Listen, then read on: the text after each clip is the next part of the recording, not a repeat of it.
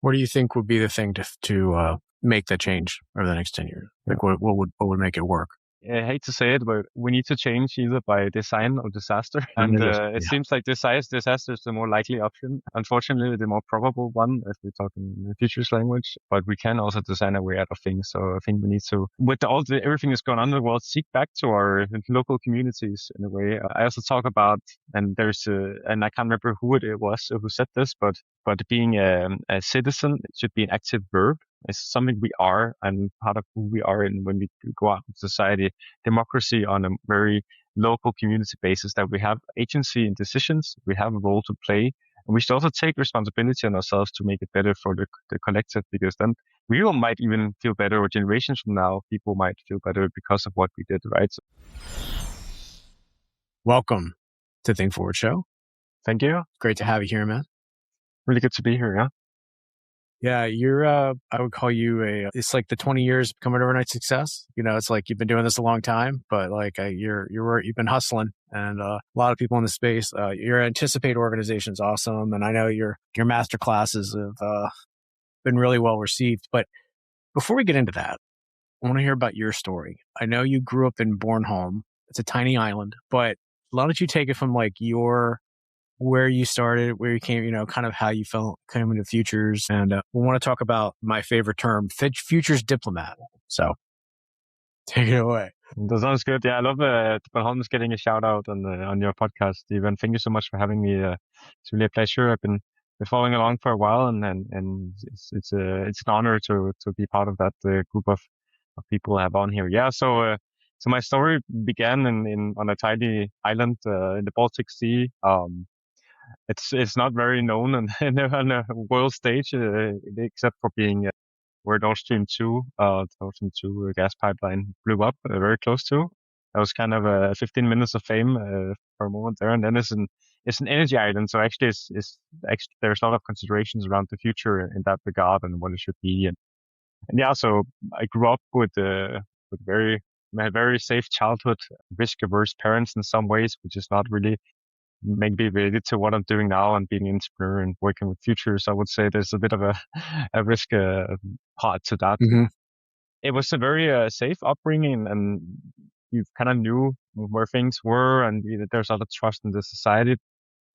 I think for me, it was really like a place of comfort, and I didn't know much about the other parts of the world in that sense, except for what I could learn. But luckily, my parents, again, not working with public sector wages, they didn't have like an insane amount of money, very middle class upbringing in that sense. But we went on a road trip to the US every second year from when I was 11 to when I moved away from home. And that really shaped a lot of my world. And I got to see what else is out there. And I've been traveling a lot since, and really love to experience new cultures, being curious about what else is going on out there, right? And seeing how different people perceive not just, themselves, but as part of a collective as well.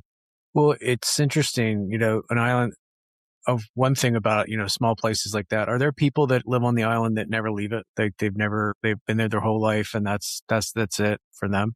For sure. Yeah. I think for most young people, actually, there's a rite of passage where you move away to take a university degree if that's your kind of career trajectory, because you can't do that. There's one high school on this island for 40,000 people. So you can probably tell it's not a big place in that way. So you kind of have to move to Copenhagen or to the other parts of Denmark at some point. And that's also what happened to me. I moved to Copenhagen now almost 15 years ago, together with my partner, which is also my current partner, my high school sweetheart, you might say. And we kind of, you kind of have to get that experience. And typically people move back.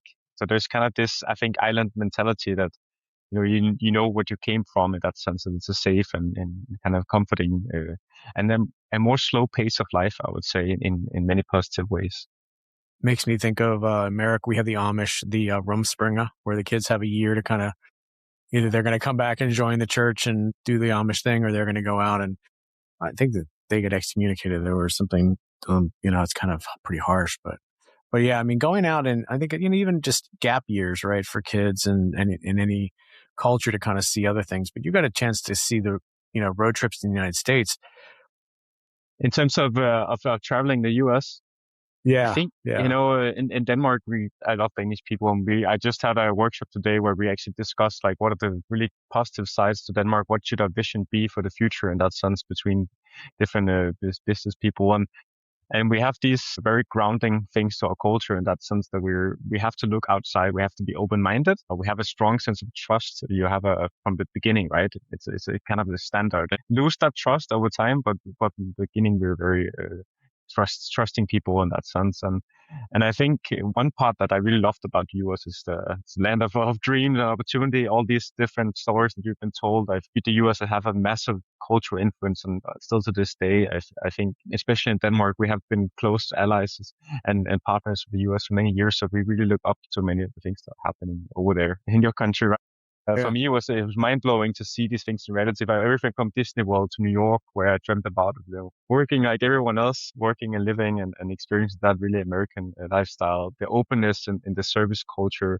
People are curious about where you're from, who you are, and Hmm. this like melting pot, like very used term, but I actually saw people from different parts of life. Like Denmark is a very homogeneous country, but is even more about homogeneous island.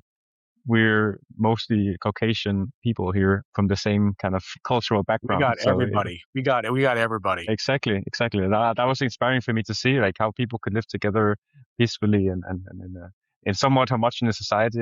It wasn't maybe more so 20 years ago. Unfortunately, it seems like there's been a turn in a bad direction, but at least that was something that was inspiring for me to experience growing up. Yeah, and it's interesting that a lot of the news will cover the bad spots of this of things here in the culture in the country. Overall, I mean, Americans are great. We all want the same thing. We want a great education, safety for our kids, good home, have fun with our friends, spend time with our families. We all want the same things. I think when you get to see that diversity, we do that with my son. We've traveled countries and other places, and it's important for him to grow up as a global citizen. He's an American. He'll eventually hopefully have a dual citizenship in Europe, but it'll give him, I hope, a perspective that I didn't have. And it's really great your parents had that foresight. Are they still on the island?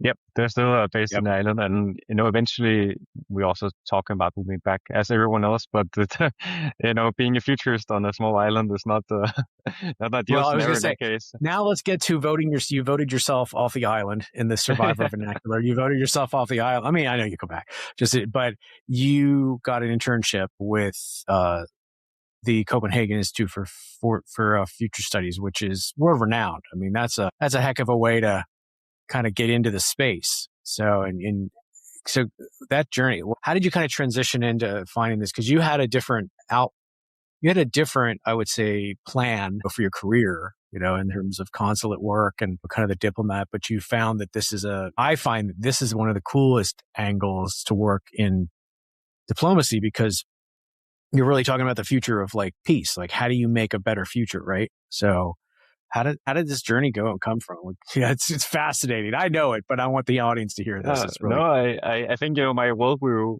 coming from Bornholm and trying to like find an educational path was difficult. I wanted to be an anthropologist at some point. That's a very high. I think you have to have a very high grades in then Danish context. One of the highest degrees, the more difficult ones to get into. So that was not really a possibility. I wanted to study history, but I also wanted to get a job. Sorry, historians out there, but that's the kind of the reality. I had a very simple mind in that sense of what can it be. So I went to business school and studied language and culture and tried to learn Spanish and was an exchange in the Basque country in Spain and learned a lot from there as well.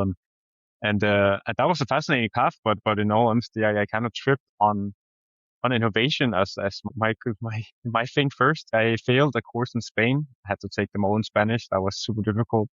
Failed the course. I had to take that's an elective in Copenhagen, tough. and I just thought, now 3 years into my bachelor's degree, undergraduate, what do I actually want to do and innovation that kind of like sparked something in me, right? The newness, the things like how do we combine things? And so I studied a degree in innovation entrepreneurship.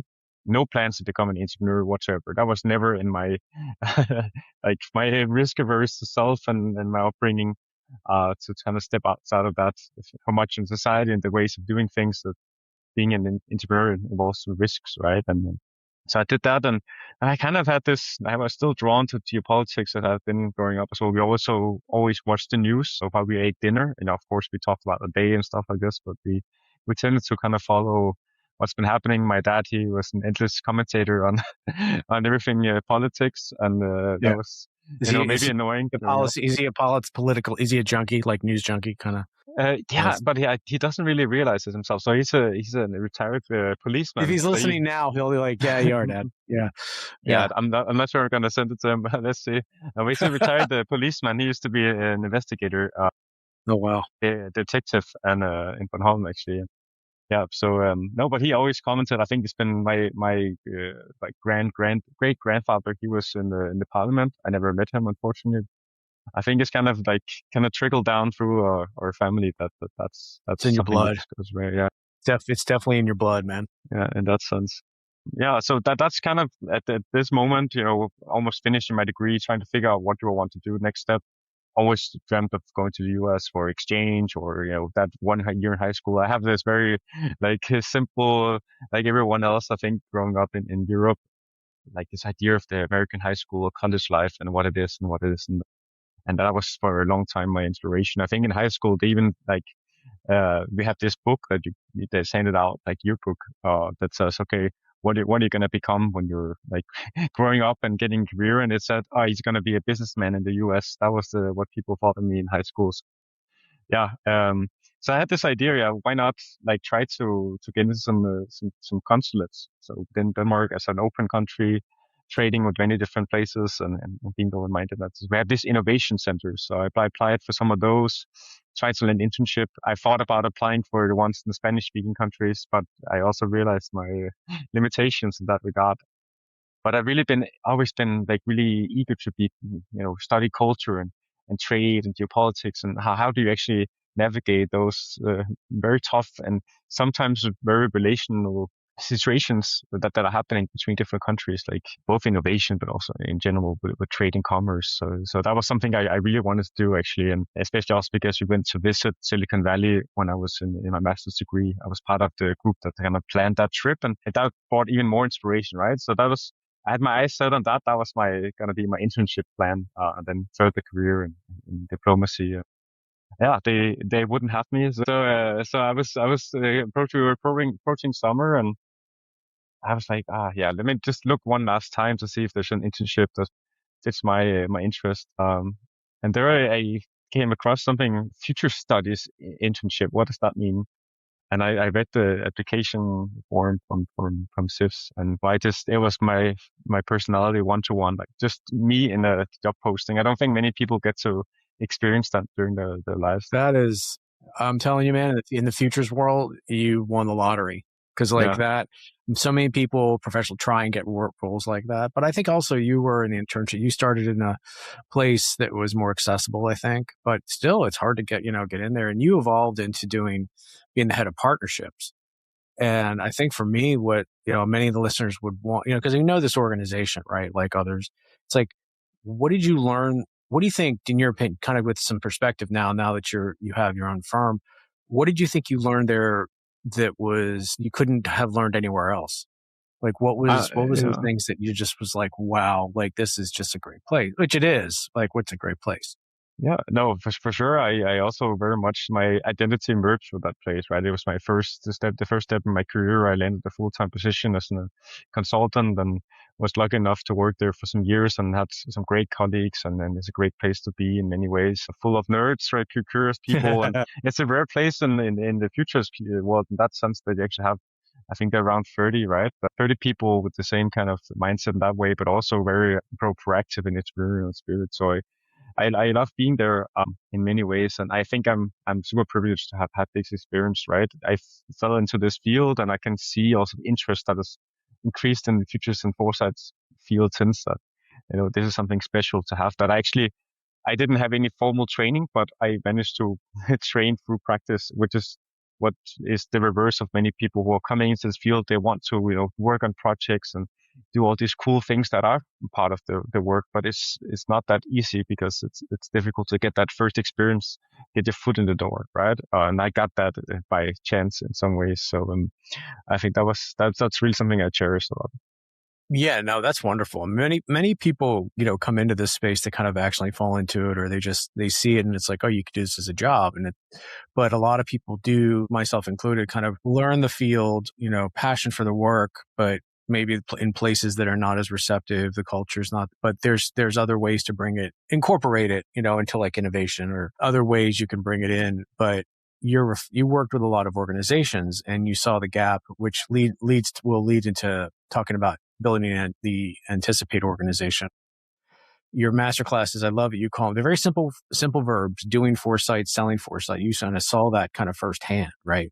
What was the motivation to kind of, when leaving there, start anticipate? Was it just like you feel like you had a direction? Like, what was the thing that kind of motivated you to kind of take that? Because it's, a lot of us are entrepreneurs listening. It's a leap, right? It's been, Yeah, for sure. Yeah. So 3 years ago, I knew I was going to leave the CIFS. I had some months to consider my time while still working there. And, I started looking outside, and that's maybe something that's a bit of what you're a bit blind to in an organization where you can sustain yourself and people are interested in working with you with. And that's sense that I didn't feel the need besides for commercial activity to really expand my network and my horizon in that sense. So that's something I regret a lot that I didn't do before, because, coming out of the Copenhagen Institute of Future Studies and seeing what else is there lying in front of me in terms of the world of foresight was just astonishing. Yeah, I tried to like, figure out, should I move back into innovation? That is a lot of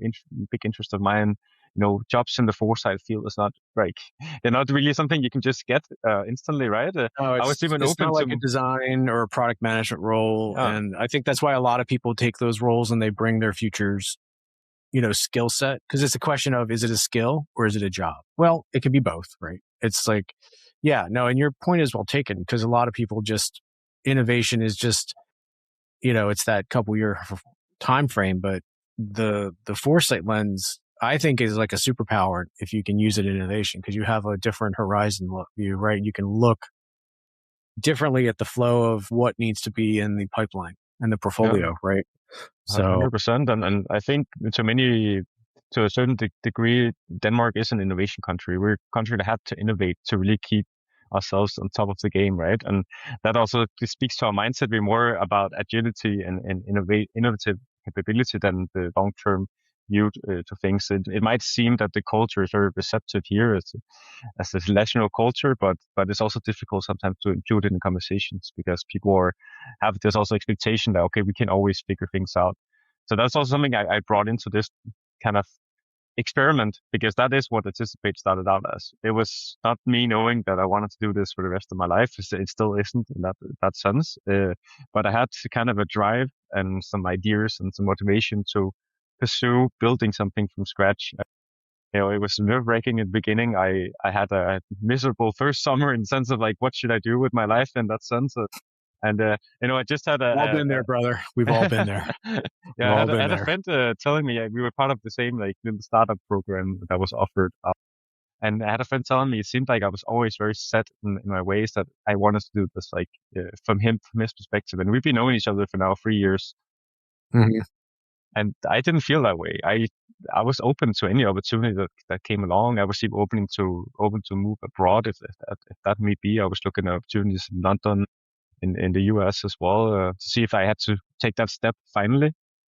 But I started out and I enjoyed it so much. Like the freedom, that I could actually pursue the things that I found important within foresight. Creating some impact, making it actionable, accessible. Some of these concepts that I felt had been missing. Sometimes I might be perceived as a bit critical of the field, because I feel like we kind of we didn't really succeed in bringing it out further. So society is still, people are still shocked that there's such a thing as future studies or foresight when you tell them, Why do you and think many that? people. Yeah, Why do you think that is? yeah, I think it of course it comes from it having like the future is seen as not necessarily urgent in that sense, right? The way we've been framing it, that people expect it to be 5-10 years from now. I think we have to switch our mindsets. That's also why my company is called Anticipate, to the present perspective on the futures and how we can prepare and be anticipatory about potential futures out there. So the futures are a tool for me, in many ways, it's not. I love science fiction movies. I love building scenarios and all these things, but it's only it's a big word in this sense, but it's mainly relevant for me when it becomes actionable in the present. Like, what does it do to us today? What does it do to our mindsets, our way of doing things, our decision making, and all these aspects that how do we integrate it into the organization? It shouldn't just be inspiration. So I still use the futurist term, and that's a whole nother discussion, because then people at least understand I work with the futures. There's a protective nature because I don't want it to be diluted as a term. It's not like you can't be a futurist, but a lot of people, as Alex Fergnani will say, these charlatans, the fake futurists, it's like, it's one thing to be passionate about it. I kind of look at it as if your future's interested, your future's adjacent, or you're like really into doing the work, right? You and I both have a shared passion to democratize futures work, right? I think this decade is, especially with the chaotic uncertainty that has transpired since 2020 and just everything that's happening now as this is being recorded, the world is, becoming more chaotic and on fire, which you didn't probably think it could be, but hey, here we are. What's your take on it? We'll be back after a quick break. If you're a podcast host or someone wanting to be interviewed on podcasts as a guest, visit podmatch.com. Podmatch automatically connects ideal podcast guests and hosts together for interviews. We always say it works just like a dating app, but instead of connecting you for dates, it connects you for podcast interviews. Podmatch has connected over 85,000 guests and hosts together for interviews that listeners love, all while saving you countless hours of administrative work through built-in automations. If you're ready to level up your podcast interviews on either side of the mic, start today by visiting podmatch.com. I understand the feeling of needing to be protective and protecting the rigor, as there are certain ways of doing things that are more thorough approaches to foresight and futures and all this. I think there's also kind of like a misunderstanding around that futures can be so many different things and different intentions with it. It doesn't have to be foresight's sake in that sense. I think we're kind of, it's too early to talk about like the watering out or watering down the term of futures, because people still don't know futures even they don't have a futurist in their life. So why are we started talking about this in our own community? I know it's an important discussion to have. It feels a bit hard when you see people, pop futurists out there, finger blazing, guns pointing in some direction, saying disruption 90 times in a keynote. But I don't mind as long as people understand what I do, because if I ask people in a room, it doesn't matter if it's a workshop room with top leaders or if it's a like public setting. Is that word? Because that's almost like such a technical term. I said, do you know what a futurist is? And they're like, no. Yeah. I'm like, I do long-term strategy. And that usually works at a cocktail party because they know like, it's like longer than, I'm like, okay. They're like, okay, cool. Because then I don't have to try and explain to your point. But like what I love about, and look, all the futurists in the world, we're trying to solve different problems. We come at it from different ways, which is wonderfully and robust and a beautiful part of this field. But for those who are in innovation, listening to this, that are just really interested in the space, there's a lot of frameworks, a lot of approaches, things that are, we'll call them de facto standards, right? Domain maps, things like that. But what I love what you've done is you've simplified it, right? You got this, like you call it ACT, anticipate, create, transform.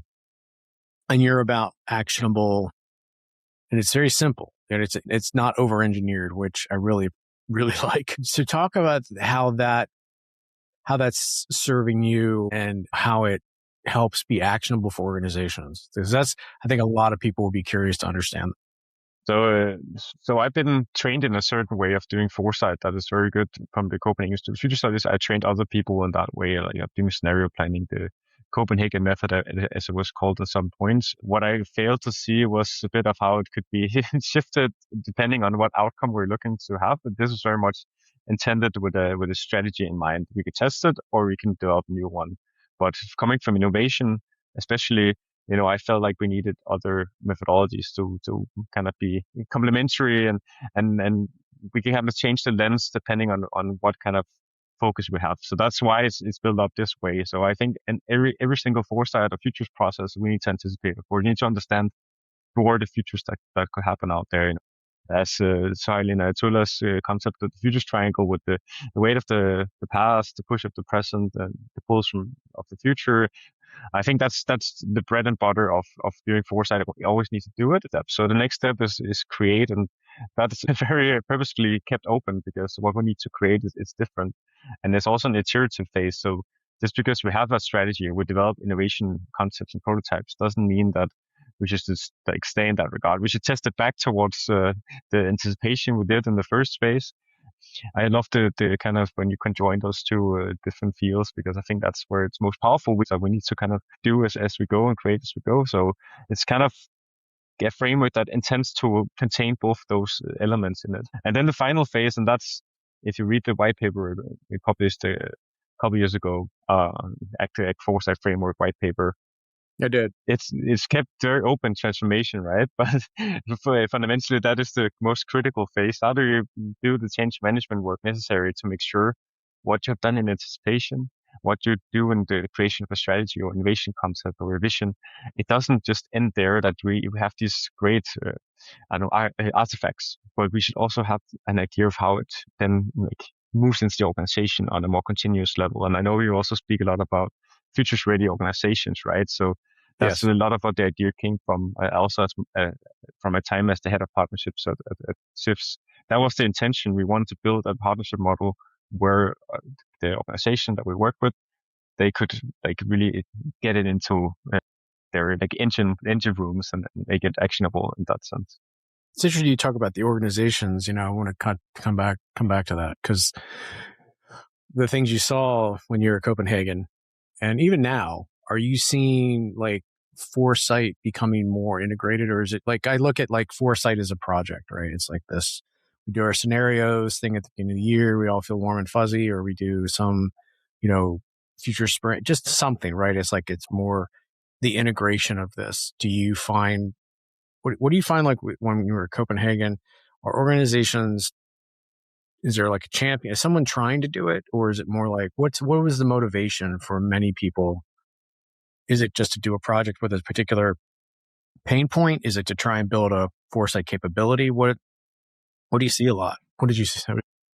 I think there's a difference between people who want to do foresight because they're super curious about this and think, it could potentially have value, or we've done it before, so it might be relevant. A big target audience for projects in general, that's people who just want to do foresight. So as a consultant, you're basically selling the frameworks, methodologies in the process, not necessarily the outcome, which is a weird situation to be in sometimes, to be honest. Other times, they need a refresher or a new way of looking at strategy, right? So a new CEO came in and he or she wants to be seen as visionary, and they want to do a different process where we really bring people together and create some buy-in on this. There are, I think, increasing number of organizations that are doing it on a more serious level. Partly also, I would argue, because of the work that's been done in the field of showing that this is not something that you have to contain to a process or project. It can be done on a more continuous level. So you should have the in-house capabilities. It is not to say you should spend 100% of your budget, but at least some of your budget on having a bit of an eye towards the future. I know of organizations that even have multiple different teams with different time scales, time horizons. Also organizations where we're really trying to see how we can build as a capability. I think that's, one major difference from when I started almost 10 years ago to now is the interest in capability building. We don't want to learn how to fish ourselves. We don't want to get served a fish necessarily. We want to learn the tools and the tricks and the methods so we can do it again on a repeated basis. Then comes, of course, the difficult part. How do we make sure we have a mandate, a reason for doing this in the organization at a continuous level? And that's sometimes also where a problem occurs, right? That the mandate, typically a person in that vouches for it and top management, they leave the organization or they decide against it, or a budget happens. I know, for example, in a Fortune 1 company where they had a foresight department, and then, priorities changed. And then all of a sudden this company that of all should have the capacity to do foresight, it was kind of made redundant. And I think that's a great shame, because they from what I'm hearing, they did great work there. So yeah, I'm seeing it from kind of different lenses that are kind of at play. It's not an easy fix to solve, right? As all change processes are in that way. Well, and you've created and anticipate these master classes, and there's a lot of masterclass stuff out there. And for those listening, I really encourage you to, I'm going to put some links in the notes. You should check these out, because I found it interesting when you kind of came out with this at first. And I actually, I say it, I signed up for it too. I paid for it. I wanted to see how you were approaching this, because your first one was about selling foresight. And you're like, wait, am I going to be a sales dude, like a biz dev? Like, no, it's about making the case. It's about the business case, because you really have to find the champions, right? It's like everyone always kind of starts with learning the methods and like what it is about. But when it comes down to it, you have to be able to actually make this happen. You have to get people to commit to it, to financially support it. Sometimes you have to bring a person like yourself in, or myself, to facilitate this. I found that really cool. And you have other things like doing they're all action verbs. I think is really nicely ties into quite a little library. I mean, why did you start there? I'm trying to put words in your mouth. I mean, that's kind of like my take. I was like, that's pretty brilliant. So yeah. I appreciate it. Thank you. And actually, I have to give credit to our futures colleague, Claude Ruffet, who kind of came to me with the idea actually in the beginning. We met at Dubai Future Forum in, was it 2024? Because of a common friend, and we just clicked, and we had a couple of meetings. And then all of a sudden, in the beginning of last summer, she was like, oh, why don't we do something together? What about these master classes? I love, proactive and inspirational energy a lot. I also see a lot of people, and I have hard criticism on this, that people fail to commit to something. So I'm always a bit wary of it. What can we do that has relatively low, uh, low time resources spent on something where we don't exactly know whether we will do this together at the end of the day? Or I don't like to build up like a huge project together for the first time, and then all of a sudden you don't hear from the person again. I experienced that a couple of times, so it's not fun. The thing with Chloe was that she was actually super engaged and follow up, and we have complementary skill sets. So she comes a bit more from a cultural foresight, trend forecasting lens, and have a lot of experience there, and more experience than me even in the field. I come from more of a strategic foresight perspective. So I think we found a good match there, and then we thought, okay, let's make an experiment out of this. What do people actually want to hear about? Because we felt we could talk on different things. So actually, the first thing we did was set up a poll. We didn't have anything prepared, but we just set up a poll. What would you like to hear about? Selling foresight, doing foresight. And I think the last one was like basics of foresight.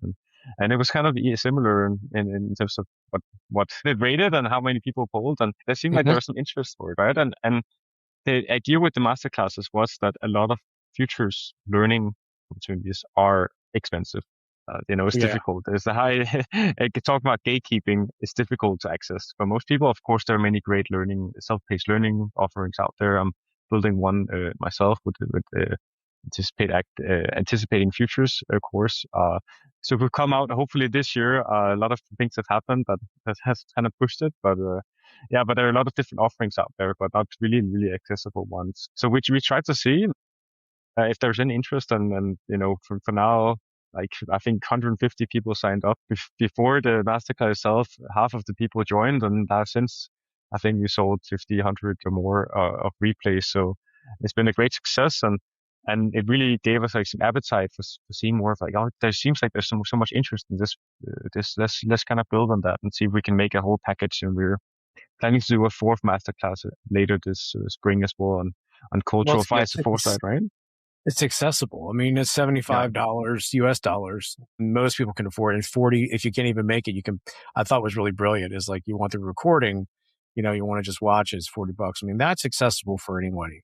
And I think when you get that, you get a couple hundred people, it's like, it pays for itself. And it's something that it's like you said, like some of the other big places, you're talking thousands and thousands of dollars, and it's a lot of time, and I just don't have that. And I think it's when the skill set comes, people need to learn it, incrementally. But it makes me think about a lot of those people that are on are probably the lone futurist, the one in the wilderness, the evangelist, and they're trying to build something. I think the one thing that I've seen, I want to get your take on this, is when people leave and the capability evaporates. It's like, how do we make this stick in a culture? Like, have you seen any things that work? Like, I'm just curious because it kind of revolves around this, like education and spreading that word, right? Getting people educated about it. I think that's besides the mandate part, or whether you have mandate to do this is the biggest problem whatsoever, right? It's like, and I've saw this a lot, especially as a head of partnerships, because we had 45 different partner organizations. Not all of them were interested in integrating foresight in the way that we thought that would be good for them. But a lot of these people out there were lone wolves, as you say, like whatever you might call them, like small teams that really were trying to like claim a territory that was difficult to get into. And the first thing I always said is like, find allies. Like, that's number one priority. You can't keep this to yourself. I know it's tempting because it's also a political situation internally in the organization. You want to be the futurist or the futures person, but you need to find allies. You need to find those people across all different departments that will support your mission. Meet up for brown bag lunches, for signal scanning workshops, get some interest, do some capability building. It doesn't have to be only in your department. And then, of course, also look up to whoever is paying for this, right? And make sure that their needs are met as well, because that's sometimes also at fault. It's that the lone wolves get so busy serving the rest of the organization, then that the budget it comes from a department that doesn't get any use of it, right? So it's kind of that divided focus in a sense. And I have seen some great examples. For example, a big Swedish retail company where this was very much an experiment, and what it did was really turn a process into more of a capability building initiative. So building kind of like a trends framework, taking different kind of engagements, different activities into different departments, depending on who the audience was. So whether it was like the legal staff or whether it was designers, you need to talk to people in a different way to make futures interesting and relevant for them, right? Communication, I think that's something I want to mention. Communication is critical here. We're talking about something that's complex for people already from the beginning. When you say futures, it's you're opening up a whole box of things that they can't contain in their heads. So we have to talking about something very complex here. So you need to make it accessible in a certain way and communicate with the receiver in mind. That's what people also need to do on the insides of companies. Communication. And then, of course, build slowly, find allies, build some momentum for this, do some cool projects that people want to be part of. And then I think the rest will follow in many ways. But it's always the ups and downs. And of course, I haven't been employed in that position. I've only been able to support from the outside. But I think there's so much potential if we really could get this into organizations in a proper way. I would love to do. This is a great kind of transition into kind of like, let's zoom out, right? I'm for those listening on the audio, my hands are going animation, going, big worldview, kind of like huge kind of perspective. Cause like we've been talking a lot about organizational stuff. So the organizational nerds on here, but if you're just joining from a timestamp, let's talk about kind of this, where we go from here, but also a perspective. Like we're both into geopolitics and macro history. Right. The formation, the nation state, like you're in we both have intersections. We both find it fascinating. Right. Obviously most futures kind of look at this. They talk about 5 to 10 years. Right. But when you think of this kind of the arc of history, and I think every good futurist is a student of history. I think they look at cycles, they look at patterns, but they also understand, what motivates people at certain times. Wars for resources, the last 1,000 years, all of these ages, as I like to call them, everything's been dependent on human energy, human labor, right? We're moving to a different place where we've got machines, things are going to be smarter than us, robotics. I mean, it's going to change so much. Where we are in this kind of moment in time, what do you think history teaches us as futurists, like about like when we're in this, where we are? I know it's easy question, but hey, it's fun. It's a great question, and I think there's so much to say about this topic, and I know you've written extensively on this, and I think there's a lot to learn from that as well. I think fundamentally what I find interesting about futures is people. I mean, I'm very simple like that, right? Yeah. And we are people, and we tend to forget that there's been people before us that's been through crisis that seemed unsurmountable in a sense, like just like we are now. And we tend to repeat the same patterns over and over in some ways, but there's always something that changes over time. And that's something we shouldn't get too locked in on history, but still learn from what has been going on. And I think we have a I don't think we're not really up to the task of getting a history into our society and learning from that in a proper way. So how can we even get to the future as something we can learn from? I think that's kind of, those two things fit together.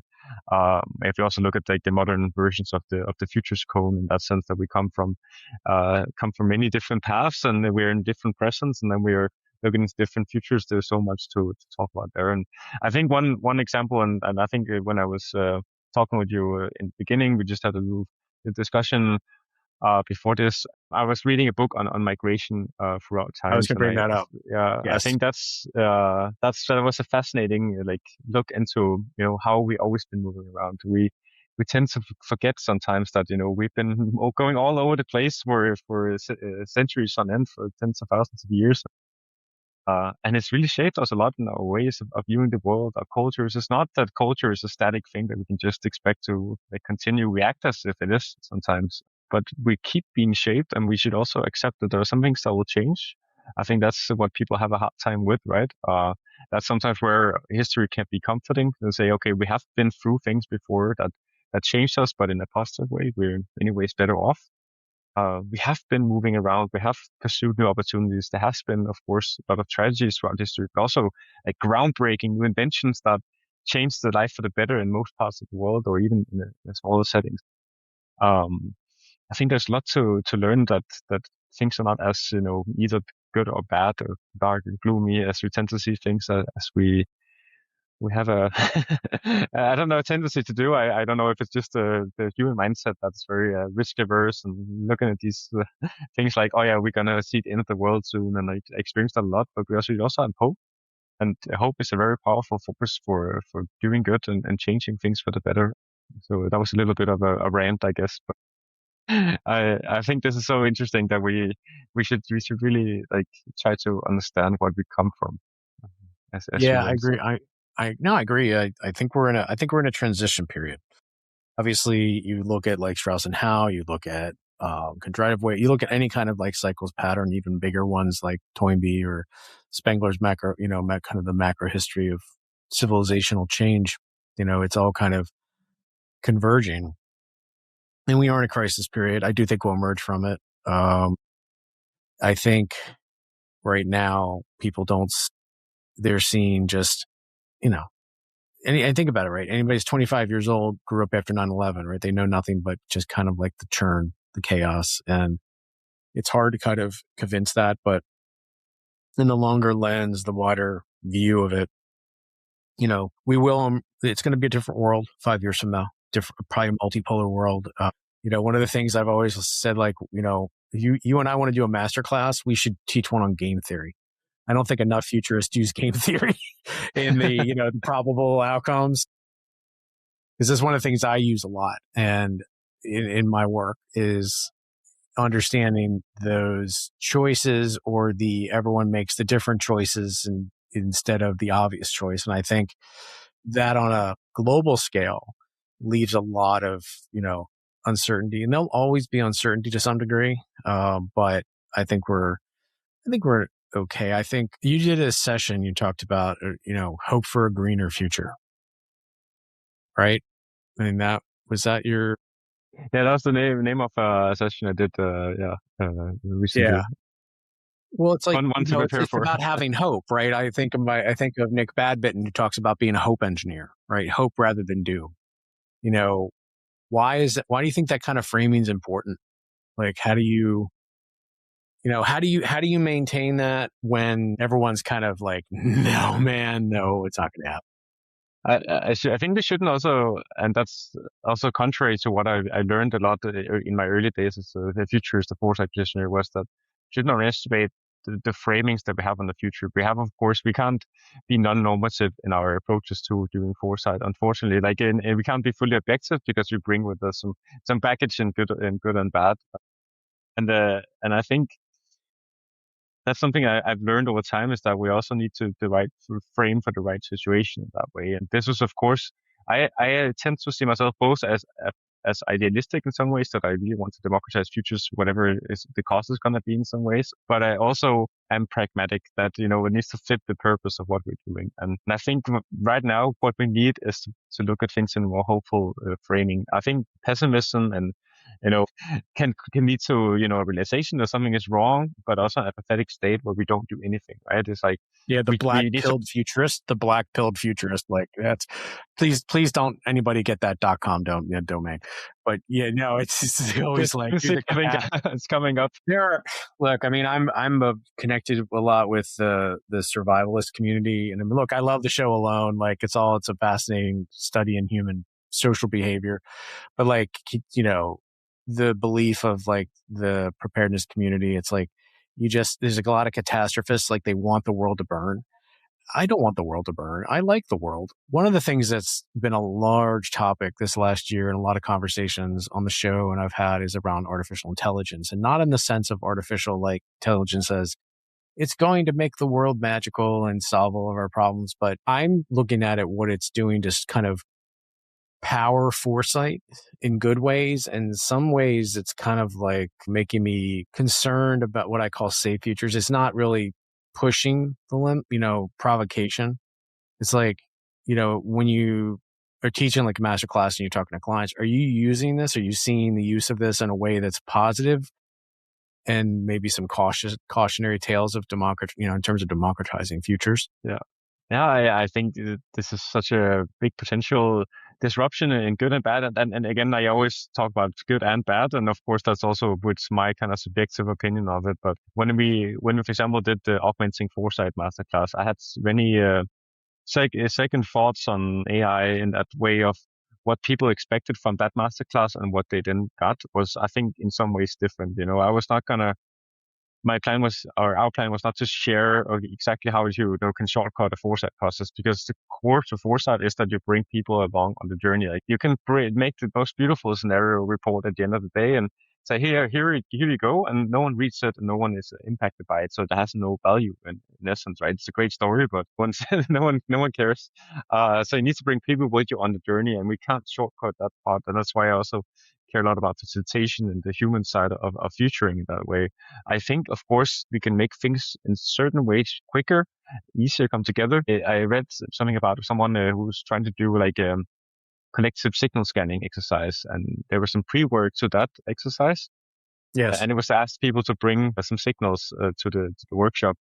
And from what you could see, it was just her framing of it that people put into ChatGPT, and then had to produce series signals. And I think that's really where I can see AI not being very useful at the moment. For example, that thought provocation, I tend to call it beige futures or like gray futures in that sense. The 50 shades of gray, that is all the variations of the same, and it will keep becoming that more and more if we keep producing things, right? Because it learns from its own behavior. And AI and generative AI is learning from itself at the moment, right? It's something that's kind of replicating its own behavior in some ways. So I think there are some warning signs. I think it can help and make it more accessible in many ways.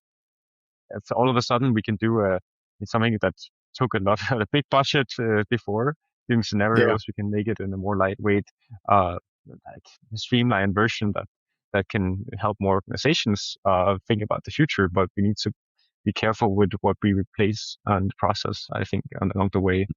What I would love to kind of, as we kind of getting toward the close of the show, is kind of get some more rapid, punchy kind of questions here. So I think one of the things your journey's been so interesting is you're also young. You're young in this space, but you've got a lot of experience, which, is a rare thing. And for someone's kind of wanting to do this work, like, what do you tell them where to start? I mean, like, if you're going back to yourself, like, what would you give advice? There's a lot of people, like you said, it's not as easy to get into the space at times. And I get that question a lot, and that's also why I built some resources on my website, right? I've been trying to help people a little bit.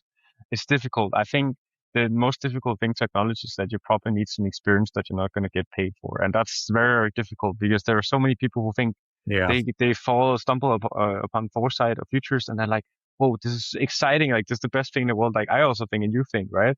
And then they get kind of apathetic when they then experience, oh, not everyone thinks this way. It's actually something that's very hard to bring into reality that we want to do this. So go out there and get some experience and like host formats where you're really trying to get better at facilitating these things. And also, as you said previously, try to see how it can fit into your role, what you're doing already. Not everyone can live off foresight is quite difficult. We're not that not that many people in the world, and it's also taken a while for me in the sense of building something that was sustainable enough, right? But I think get some experience, go out there, read, of course, but don't read too much. Maybe even find your Bible. My Bible in that sense was Out of the Long View by Peter Schwartz, a classic book. We talked about Toffler.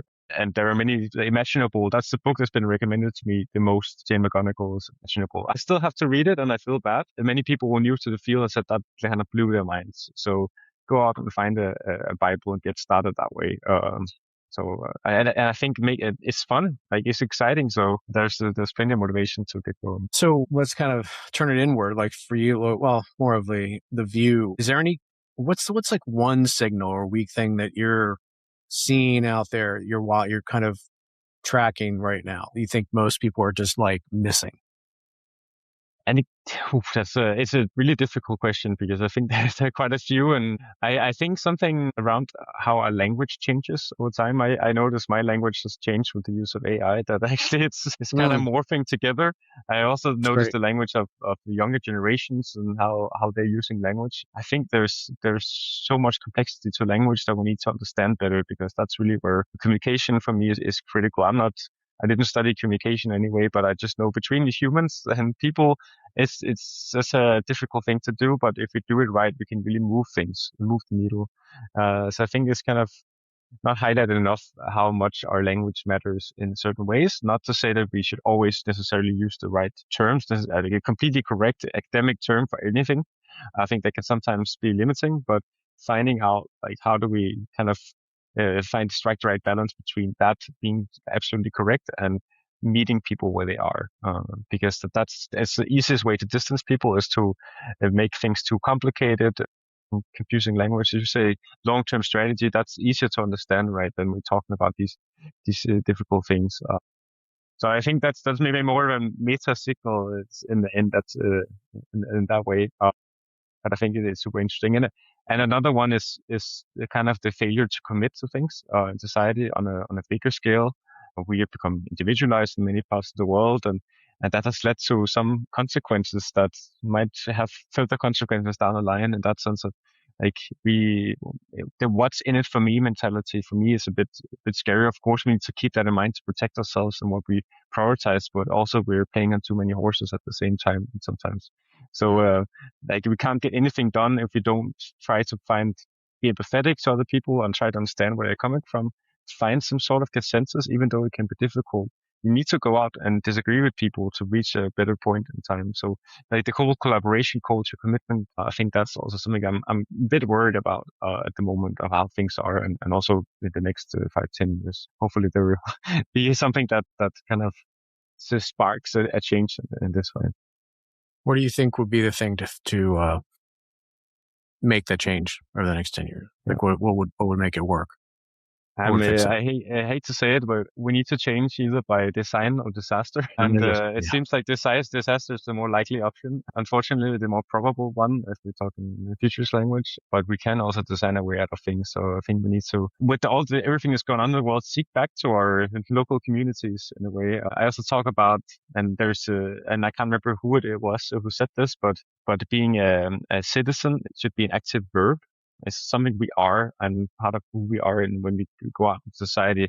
Democracy on a very local community basis, that we have agency in decisions, we have a role to play, and we should also take responsibility on ourselves to make it better for the collective, because then we might even feel better, or generations from now, people might feel better because of what we did, right? So yeah, I hope those are very high words in that sense, but I think it needs to start from the bottom up in many ways. It seems like we're playing a not the best game on the geopolitical level at the moment. Unfortunately, there's so much happening. So return to local engagement. I love that, man. That's a great way to wrap. It's we need to go local. Conversation I had yesterday was a similar, about you can't make the change on you can really affect is, used to be the bumper sticker, think globally, act locally, right? It's like, it's the same thing. That's a great way to kind of wrap this conversation up. I just wanted to say thank you for just your time, but just a kind of great view into, a wonderful beginning, career that you've got so much ahead and you're doing great work. And just glad people can, and if people want to find you, obviously, as we wrap, and I'll have in the notes, what's the best way to, get in touch and get to know you, follow your work? Well, LinkedIn, I think, is where I'm most active. Maybe too active, some would argue. Otherwise, anticipatefutures.com. Anticipate.com is taken, unfortunately, by some domain sharks. I'm very annoyed. I'm gonna if I had someday, but anticipatefutures.com. Yeah, let me guess, you're trying to sell it for $500,000. I haven't tried it. I don't dare. But it seems like they're pro domain sharks. But yeah. So until then, and otherwise it's hi at anticipate.dk. .dk is a Danish domain. So, and also in terms of what you just said, I'm still learning a lot. Like I'm still learning this. I must say I really appreciate how many people have taken the time throughout the last few years where I've been trying to open up and see what else out there, and they have really been a huge influence on me. I've met so many amazing people on conferences, online, and virtual coffee meetings, and that's really changed my worldview for the much better in the community and outside. So I really want to appreciate that, and I hope to pay it forward to some people as well. That's something I want to prioritize as things might get busier for me with Anticipate, but still prioritizing that part. So I also appreciate the chance to speak about these things on your podcast, Steve. That's amazing. Great. Well, thanks for being here. We'll see you probably for round 2 at some point. So thanks for your time today. Thank you. Thanks for listening to the Think Forward podcast. You can find us on all the major podcast platforms and at www.thinkforwardshow.com, as well as on YouTube under Think Forward Show. See you next time.